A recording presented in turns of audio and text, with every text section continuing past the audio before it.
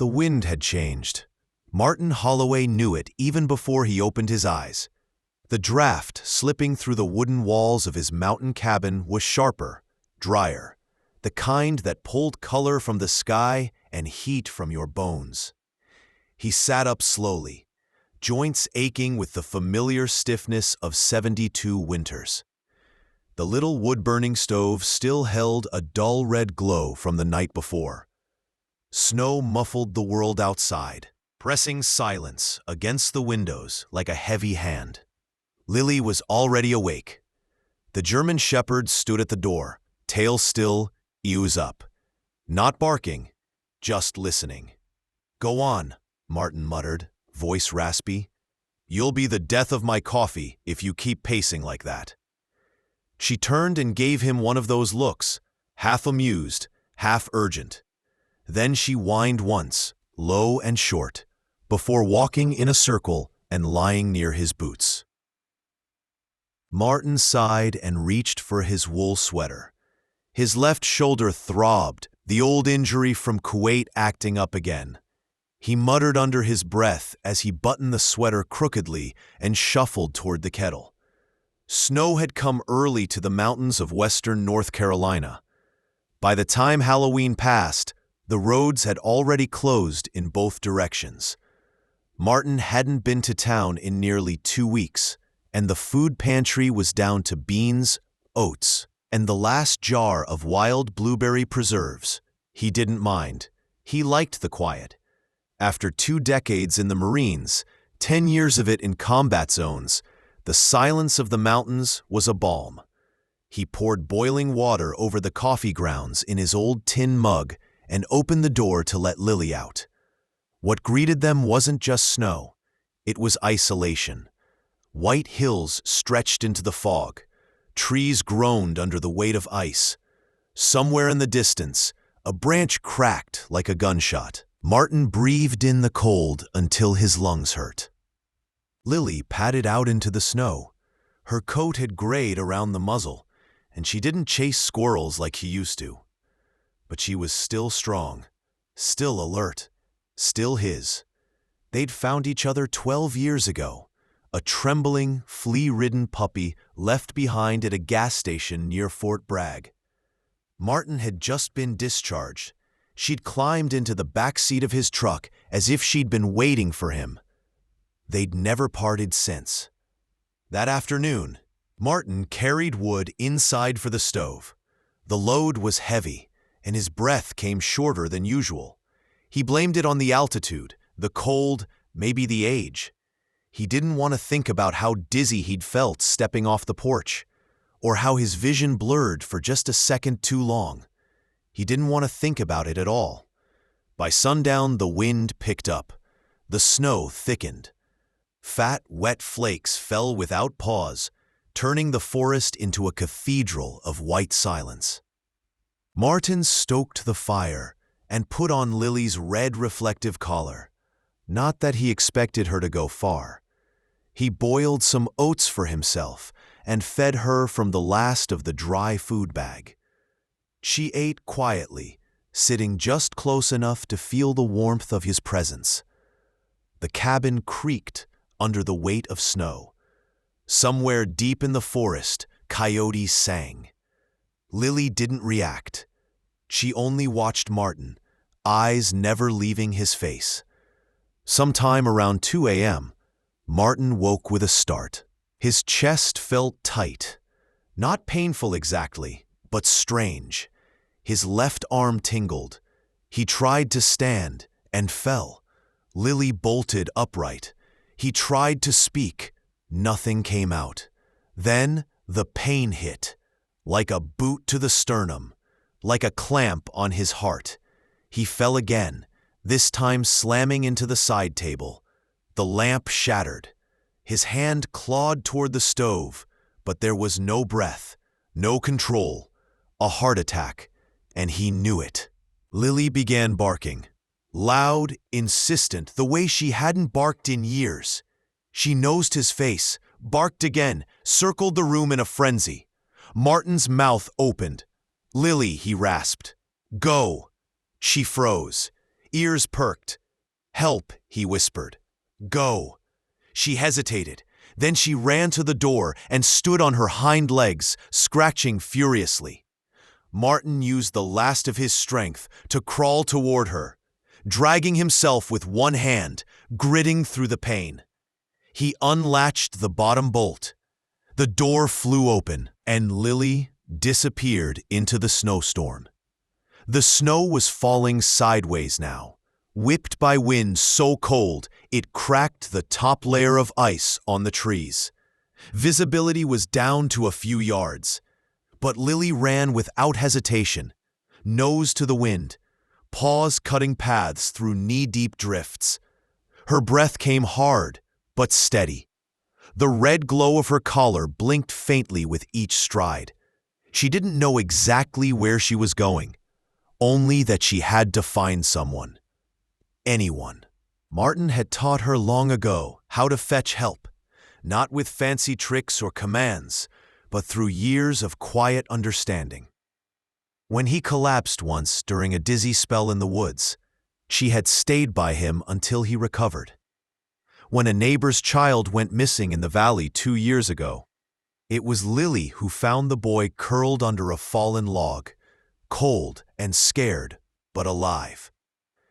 Now it was Martin who needed saving. The closest human was over 4 miles away, an old friend of Martin's named Eli Lambert, a retired park ranger with a small solar-powered shack at the edge of the valley. Eli was nearly as old as Martin, but he still had a snowmobile and a working radio. Lily had been to his cabin several times, and though it had been months, she remembered the way. If the trail was passable, if the bridges hadn't iced over, if the cold didn't steal her breath first. Eli was dozing in a creaky recliner when he heard the scratching. At first, he thought it was a branch. Then it came again, loud, desperate, followed by a bark. "Damn fool raccoon," he muttered, pulling on boots and grabbing a flashlight. When he opened the door, he froze. There she was, Lily, soaked in snow, shivering but still standing, her red collar flashing weakly. Her eyes locked onto his, and she let out a bark that sounded more like a command than a cry for help. Eli didn't wait. "Where's Marty?" he asked, but he already knew the answer. He grabbed his jacket, emergency kit, and radio. The snowmobile fired up on the 3rd try, coughing into life as Lily jumped into the trail ahead, already turning back the way she came. They reached the cabin in under 40 minutes, Lily leading every foot of the way. The wind had buried Martin's footprints, but Lily cut through drifts with unrelenting purpose. When they reached the porch, Eli found the door wide open, banging against the wall. Snow had swept inside. Martin was half buried under a fallen quilt.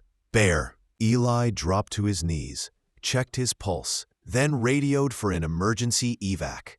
The local sheriff's department had 1 air ambulance with limited winter flight capability. If the storm broke, and that was a big if, they could maybe land on the old logging road nearby. Eli started CPR, talking to Martin the whole time. "You stubborn bastard," he whispered. "You better hold on." Lily stood beside them, pressing her body against Martin's legs as if lending her warmth, her loyalty, her strength. By dawn, the storm had weakened, just enough. The sky turned a pale silver, and the wind fell silent, like the forest was holding its breath.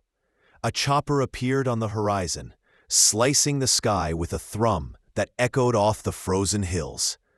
Martin lay still on the stretcher, face ashen but breathing, his pulse faint but steady. Eli had managed to start an IV, keep him warm, and clear the path with his snowplow just enough for the medics to land on the frozen road 100 yards from the cabin. The flight nurse took one look at Martin and didn't waste time. "Vitals borderline, BP's tanking. He's got maybe an hour, tops," she said, fitting him with a mask and calling out codes to her partner. Lily barked once as the stretcher was loaded, then twice, louder. "Is this the dog that found help?" the nurse asked. Eli nodded. "She led me through 4 miles of this storm." "We're not allowed dogs on the bird," the pilot called out. "Weight limits and—" "She's going," the nurse snapped. "She's earned her seat." And just like that, Lily was bundled into the chopper, huddled beside Martin's legs, her fur still wet, eyes locked on his face.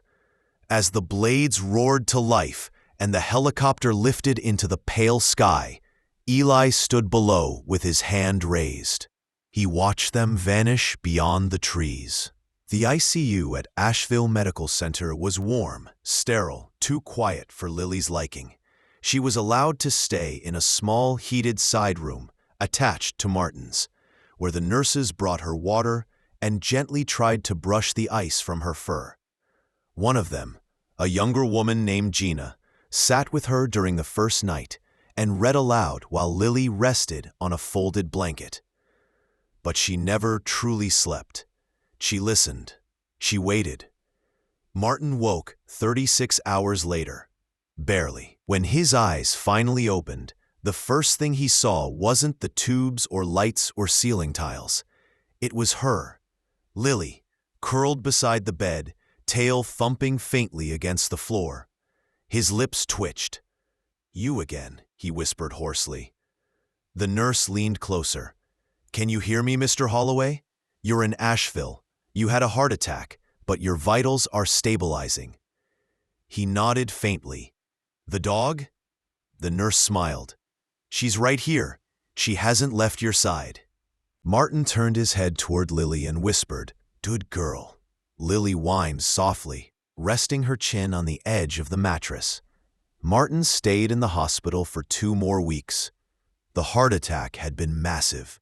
Doctors told him flatly he'd been lucky. If he'd arrived even an hour later, he would have died in his cabin alone. "But you weren't alone," said Dr. Patel, gently flipping through charts. "You had your guardian angel with 4 paws." Lily became a kind of legend on the cardiac floor. Nurses brought her treats. Visitors stopped by to pet her. One local paper ran a headline, "Dog braves blizzard to save veteran owner."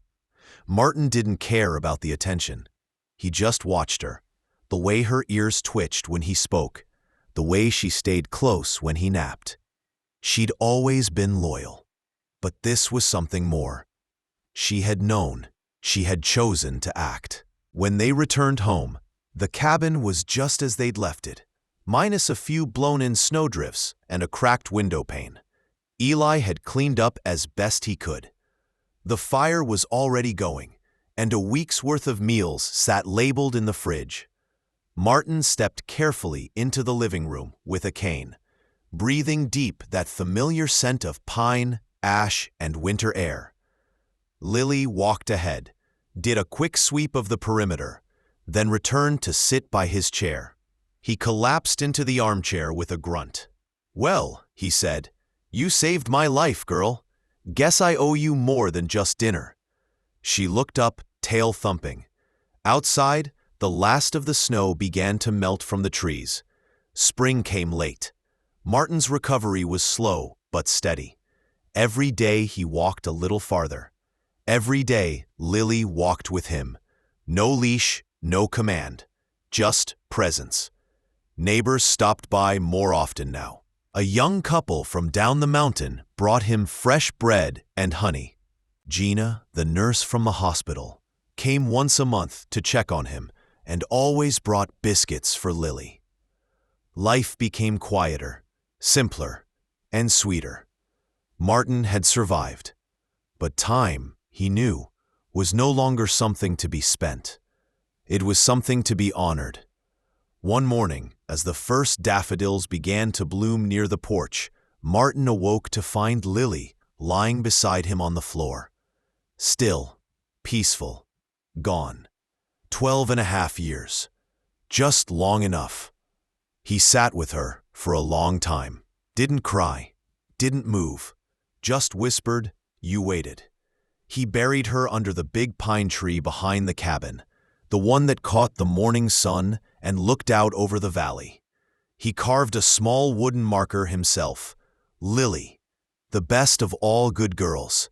She didn't just save my life, she made it worth living.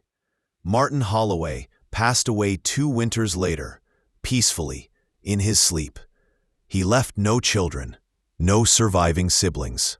But the story of Lily, of the dog who braved a blizzard to save a forgotten man, lived on in mountain radio stations, small-town papers, and the hearts of every nurse and neighbor who ever met her. And sometimes, hikers who pass by the cabin swear they see a flash of red near the old pine tree, or hear a soft bark just before sunset, echoing through the hills like a memory that never fades.